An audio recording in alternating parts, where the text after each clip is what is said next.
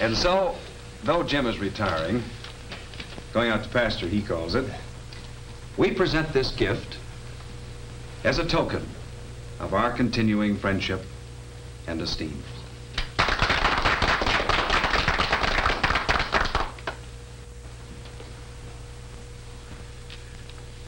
Well, fellas, I really can't tell you how much this means to me.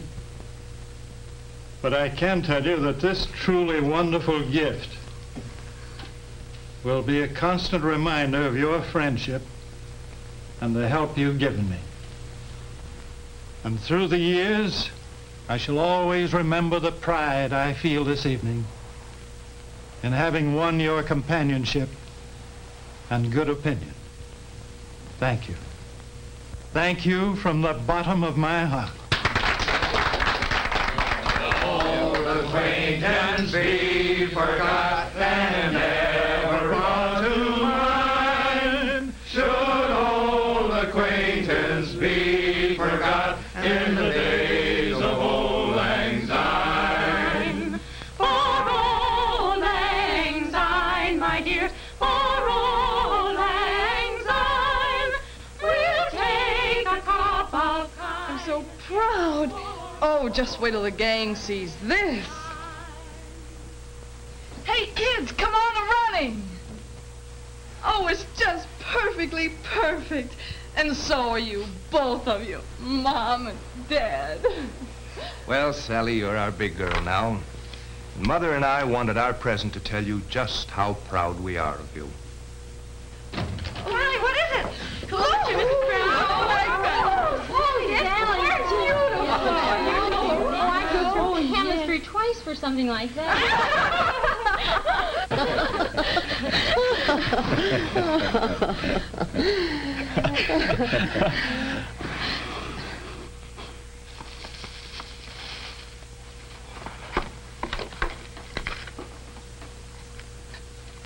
Oh, gee. Last but not least. Oh, isn't it wonderful? Gee, thanks, Dad. It sure is a beauty, and the best, too. Maybe I can get places now on time, and that'll be something. Yep, that'll be something, all right, if you do. Huh? I guess I was like that, too, when I was your age. You know, my father was a stickler for being on time. He preached and preached on the value of time, the importance of it, how much it meant to others, as well as yourself. Like a lot of young fellows that sort of went in one ear and out the other then. But as I grew older, I learned how right your grandfather was.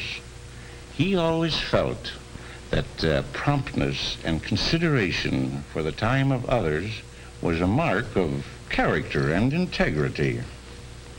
This fine watch, my 21st birthday present, has always reminded me of that, and it is one of my most precious possessions, as I hope yours will be to you.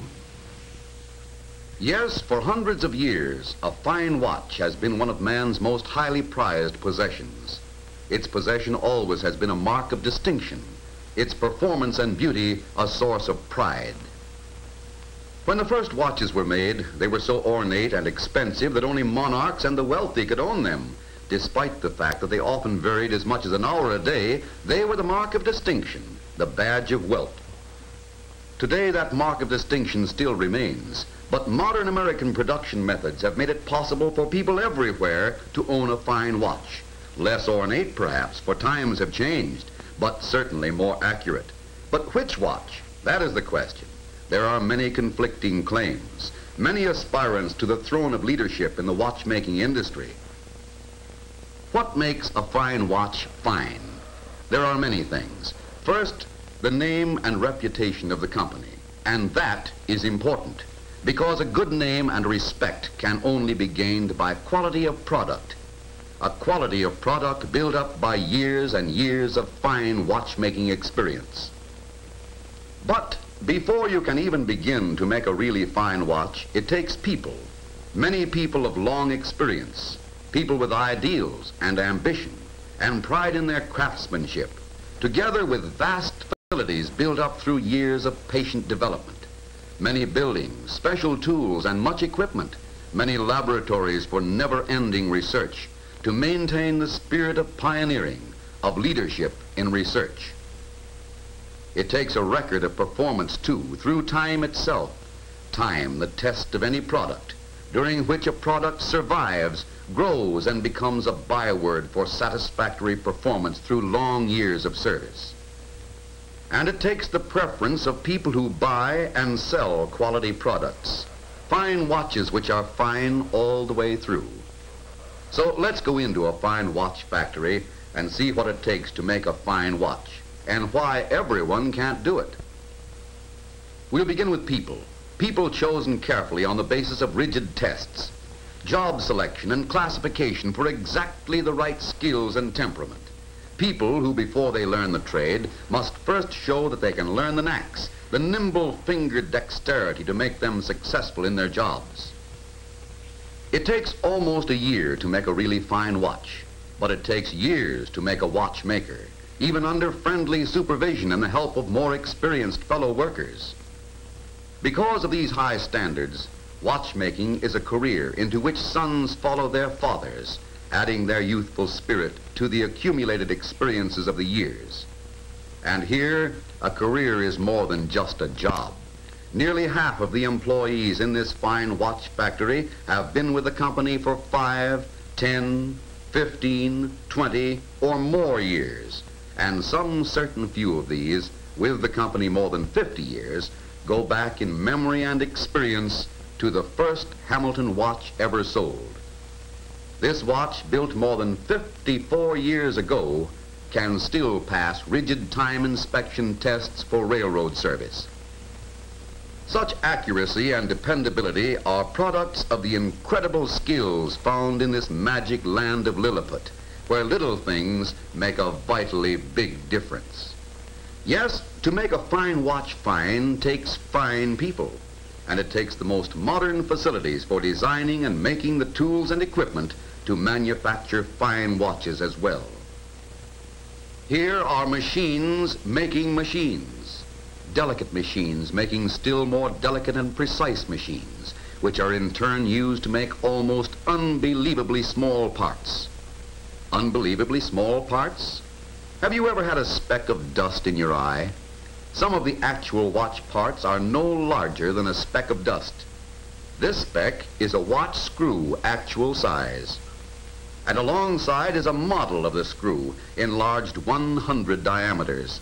And there's enough metal in the enlarged model to make 1 million actual screws of this type. Modern facilities, miracles in miniature. On this machine, watch screws are made complete with exquisite precision. Yet they are almost invisible to the naked eye. Here in this small pillbox are 300,000 tiny screws, a full year's output of one of these amazing machines. So in a world of fascinating smallness, highly skilled people work with fine machines to a superfine degree of accuracy in every step in manufacturing, like making extremely small axles called balance staffs, with tolerances from the absolute point of accuracy to only 1/10,000th of an inch. In all operations, such as the manufacture of a balance wheel, that tiny, constantly moving wheel, accuracy is almost a religion. And through the skill, the patience of the watchmaker's craft, bits of metal are transformed into minute watch parts of technical perfection. These craftsmen have drilled holes so small through pieces of metal that they cannot be seen by the naked eye until light is placed behind them. And just to keep in practice, a technician recently drilled a hole in a hair, his way of demonstrating the type of minute operation without which the manufacture of really accurate small timepieces would be impossible. People, machines, and metals. There's accuracy in metals, too. Take, for example, the hairspring of America's fine watch. Here is the beating heart, pulsing 5 times each second, controlling the operation of the balance wheel and determining the accuracy of the watch. Although it is called a hairspring, it is sometimes only 1/5 as thick as a human hair. and because of its small size and the job it has to do, it must be as nearly perfect as human skill can make it. In this steel mill, materials are weighed to split fractions of an ounce on scales that can weigh an eyelash, can weigh a fingerprint. In the making of metal for this hairspring, it takes careful control of the ingredients and careful control of the heat and a lot of patience and know-how. The exclusive alloy known as Allenvar Extra is produced by this miniature steel mill in 10-pound ingots, only 2 pounds of which are actually used. Without Allenvar Extra, the amazing and record-shattering performance of Hamilton marine chronometers and other wartime pieces would never have been achieved. It is now used in all watches made by this company. When you are making the finest hairsprings in the world, you watch that raw material like an incubator baby. A half-ton a year total output and only 25 pounds of that usable. Steel alloy, much more precious than gold, ounce for ounce, when it's made into hairsprings. A pound of Allenvar Extra hairsprings would be worth nearly $1 million. Although it does its part to make a fine watch fine, finished alloy is only a raw material. Before it can be used, it must be fabricated, shaped to its purpose. So the ingot is forged into a rod. The rod is turned and swedged, beaten and stretched, and then processed and extended to 60,000 times its original length. From a 20-inch rod, 20 miles of mirror-finished ribbon, finer than a hair, produced from start to finish under exacting laboratory conditions for quality control. But there's still more to it than that. The flattened ribbon of wire is precisely coiled, permanently set by heat into its final spiral shape, and then through incredibly delicate operations installed on the balance assembly. Did we say that the hairspring is the heart of time? Did we say that the accuracy of a really fine watch is determined to a large degree by the accuracy of its tiny hairspring and balance wheel? Only in this factory will you see this machine, an amazing electronic vibrator, a machine that measures with microscopic precision the exact length of hairspring needed to make the completed watch a really accurate fine watch. By testing no more than the hairspring and balance wheel with no other gears, springs, nor any of the other vital watch parts, this machine can yet tell with almost absolute precision how fast or slow a watch will run before it is assembled. In 1769, when James Watt patented his first steam engine, he was proud of his manufacturing accuracy, as demonstrated by the fact that certain parts of the engine were machined to tolerances of 1/10 of an inch. Today, parts that go into a really fine watch are made to tolerances as small as 1/10,000th of an inch, some even to 1/100,000th of an inch, and instruments are used that can measure 1/1,000,000th of an inch. To make fine American watches, special precision measuring instruments, gauges, and tests had to be developed. Measurement and remeasurement, inspection and reinspection, check and double check. Fine watchmaking is the ritual of accuracy and the worship of precision.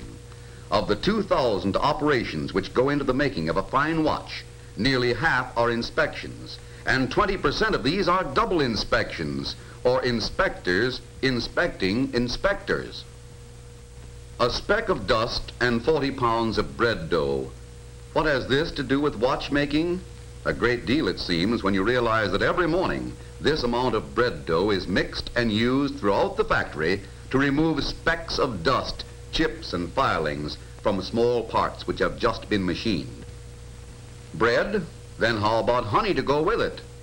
Ordinary honey is used to hold tiny jewels together during the manufacturing operation. Jewels, those tiny bits of extremely hard and precious stone, rubies and sapphires synthetically produced, which serve as bearings for moving parts. These bearings are so frictionless, movement so effortless, that a fine watch could be kept running for 4,000 years on the power used in lighting a 25-watt light bulb for 1 hour. To reduce friction in the vital parts, all fine watches have 17 or more jewels. This is the minimum number. More jewels can be used in watches, but it is important to understand that 17 or more jewels do not necessarily make a watch fine, that the measure of a good watch lies not alone in the number of jewels it may have, but in the attention that is given to every detail in the design, planning, manufacture, finishing, and assembly of every part that goes into a watch. Friction is the bugaboo of all machinery. In a fine watch, it is avoided like the plague. Oil is a friction fighter, so the watch oil to fight friction and prevent wear must be the finest of the fine. Here in miniature scale is a complete oil refinery producing what is probably the world's finest watch oil. A single flask like this is enough to lubricate 500,000 watches, and yet most of this precious lubricant, which costs about $6,000 a gallon, is thrown away because it is delivered drop by drop to the watch assemblers. Then it is kept clean and fresh by a delivery schedule in which every 2 hours the leftovers are carefully wiped away and replaced. It takes nearly 9 months to complete the 2,000 operations that go into the making of a really fine watch, but it takes nearly 2 years from the time a new watch movement is conceived to the delivery of the first production unit.